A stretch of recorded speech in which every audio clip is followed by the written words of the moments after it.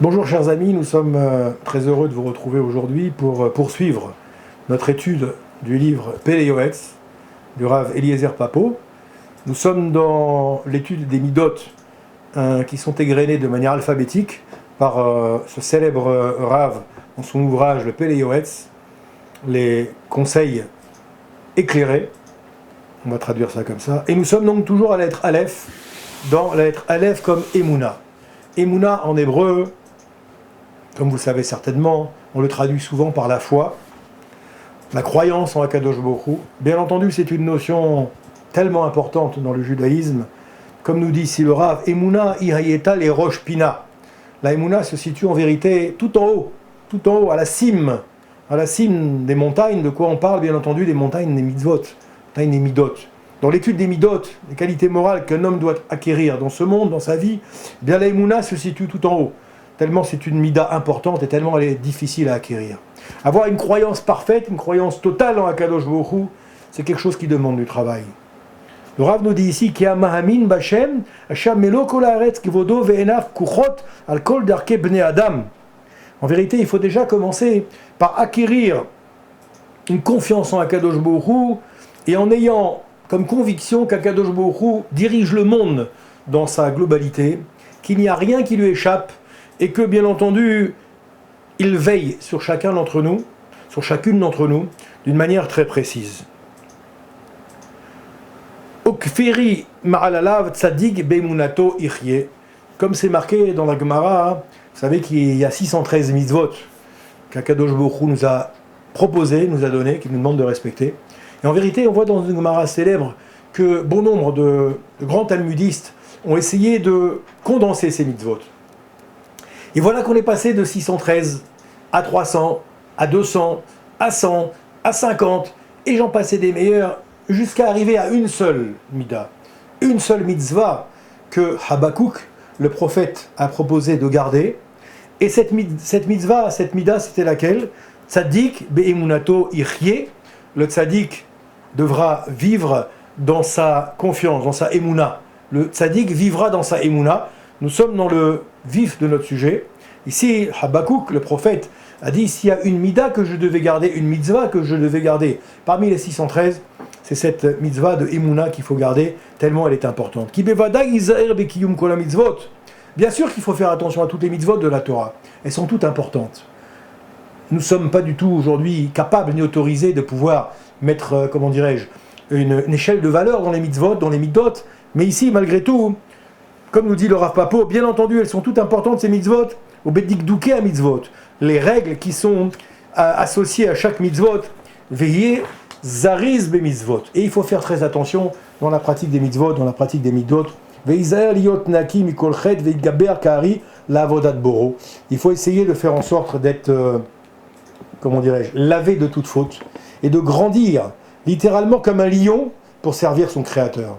Souvent, cette image est reprise dans la filard du matin, pour les hommes particulièrement, il gaber kahari, la avod Hashem ishtabar, pour servir ton créateur. Lève-toi comme lion. Velo yeshuv mipne kol ki be'enav ire ulvavo yavin, ki shem Hashem nikra alav. Et bien entendu, prendre conscience que Kadosh Baruch Hu est présent dans chacun de nos actes, faits et gestes. Doit être présent. Ve'enav meshotetot bechol haaretz, que bien entendu, ses yeux, ce ne sont pas nos yeux d'être de chair et de sang, ses yeux permettent de voir la totalité de ce qui se passe dans le monde. Et ne pas oublier, comme c'est marqué dans les Pirkei Avot, qu'il y a un œil qui voit tout, qu'il y a une oreille qui entend tout, et que tout est consigné dans un livre qu'Akadosh Baruch Hu garde auprès de lui. Cet œil qui voit tout, bien entendu, des fois, nous sommes tentés de se dire, nous sommes tout seuls à la maison, entre quatre murs, tout est permis, parce que finalement, personne ne me voit. Je pourrais me permettre des conduites illicites, je pourrais me permettre des choses qui ne sont pas forcément tout à fait cachées, eh bien non. Ici, on vient nous rappeler, dans ce travail de la Emouna, qu'il faut avoir cette croyance totale qu'Akadosh Baruch Hu dirige le monde, voit absolument tout ce qui passe, et entend également tout ce qui se dit. Veillez vosh mi panav, littéralement qu'il faut avoir honte devant sa face, et travailler dans ces trois directions que sont le service d'Akadosh Baruch Hu, que sont la crainte de Dieu et que sont l'amour qu'il faut également travailler, l'amour vis-à-vis de Dieu, l'amour vis-à-vis de son prochain, l'amour vis-à-vis de soi-même également.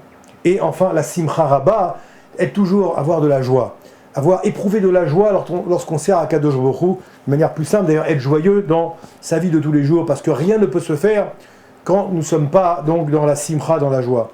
V'ya'amin be'emuna shlema ki yesh sachar tov letzadikim lefi rov ha'maaseh ulpum tsa'ar agra, une notion très importante, lefi atza'ar kar asachar, que en vérité dans la Torah, dans le judaïsme, tout dépend de l'effort.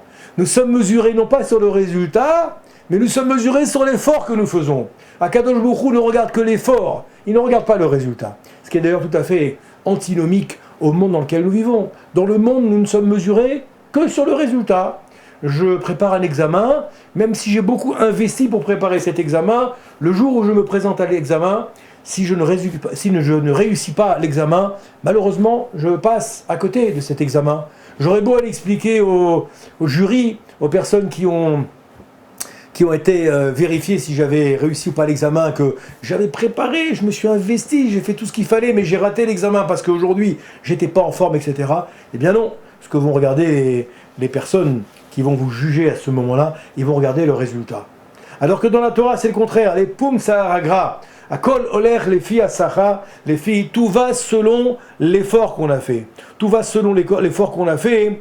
Les filles à tsahar, kar asachar, selon la difficulté, selon l'effort que j'ai fait, ainsi je vais être récompensé.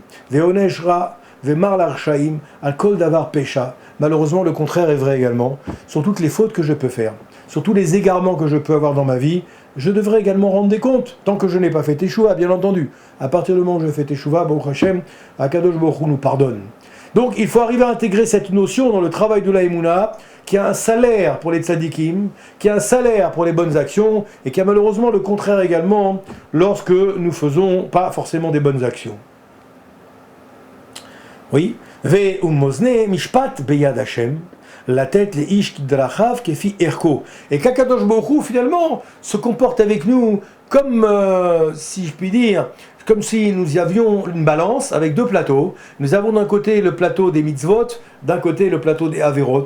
Et Akadosh Baruch Hu, bien entendu, qu'est-ce qu'il fait? Il est constamment en train de regarder comment ces plateaux se situent. On appelle ça donc, dans le langage ici du Rav Eliezer Papo, on appelle ça ici les Mozne Tzedek. En réalité, les balances de la justice, que moi, Akadosh Baruch Hu va gérer le monde. Ou Mozne Mishpat, voilà, Beyad Hashem, ça c'est dans les mains d'Akadosh Baruch Hu, Kefi Erko, chacun selon sa valeur.